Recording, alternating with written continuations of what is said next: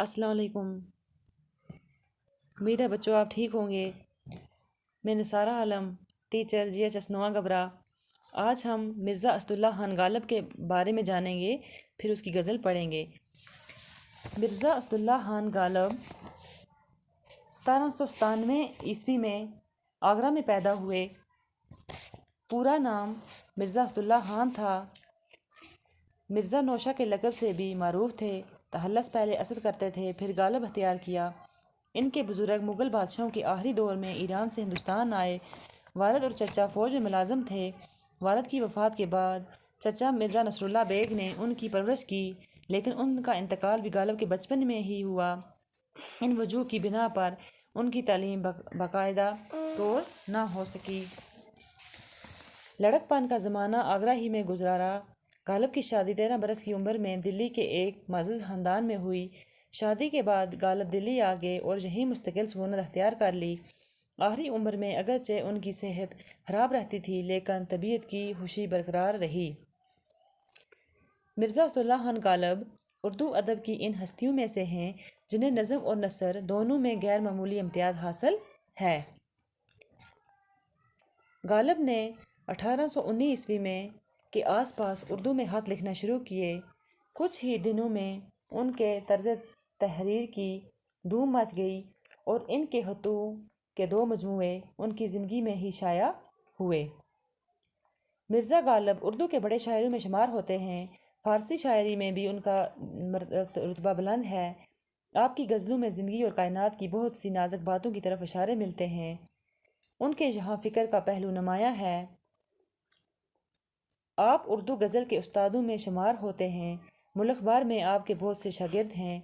اردو شاعری کا دیوان، خطوط کا مجموعہ اور دلی کی تاریخ، مہر نیم روز آپ کی یادگاریں ہیں۔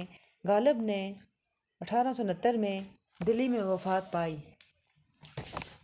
یہ تھا مرزا غالب کا نوٹ۔ اب ہم اس کی شاعری غزل پڑھیں گے۔ پہلا شعر ہے: ابن مریم ہوا کرے کوئی، میرے دکھ کی دوا کرے کوئی۔ ابن مریم کہتے ہیں حضرت مریم کا بیٹا یعنی حضرت عیسیٰ علیہ السلام۔ شاعر فرماتا ہے کہ میں مدت سے دکھی ہوں۔ زندگی کے رنج برداشت کرنے کے علاوہ محبوب کی بے وفائی کا غم مجھے کھا رہا ہے۔ اس دکھ کا علاج کرنے والا کوئی نہیں۔ اے کاش کسی کے پاس میرے اس دکھ کی دوائی ہوتی، کوئی اس دکھ کو دور کرنے والا ملتا۔ ایسا کوئی نہیں، کاش میرے لیے کوئی ابن مریم بن جاتا۔ ابن مریم یعنی حضرت عیسیٰ علیہ السلام دعا مانگ کر مردوں کو زندہ کر لیتے تھے۔ یہ ان کا معجزہ تھا۔ اگر کوئی ابن مریم آ جاتا تو میرا دکھ ختم کر دیتا۔ دوسرا شعر: بک رہا ہوں جنون میں کیا کیا کچھ نہ سمجھے خدا کرے کوئی۔ جنون کہتے ہیں دیوانگی کو۔ شاعر فرماتا ہے کہ محبوب کی محبت اور دوری نے مجھ پر دیوانگی طاری کر دی ہے۔ مجھے نہیں معلوم کہ دیوانگی مجھ سے کیا کہلوا رہی ہے۔ میں کیا بکتا ہوں، خدا سے میری دعا ہے کہ یہ کوئی میری بکواس سمجھ نہ سکے، خاص طور پر میرا محبوب۔ میں چاہتا ہوں کہ اس کو میری بکواس سمجھ نہ آئے، ورنہ نہ معلوم کیا شامت آئے گی۔ تیسرا شعر: نہ سنو گر برا کہے کوئی، نہ کہو گر برا کرے کوئی۔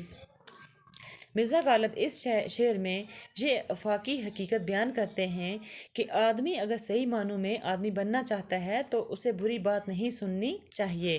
مطلب بری باتیں سننے سے پرہیز کرنا چاہیے اور برائی کا بدلہ برائی سے نہیں دینا چاہیے۔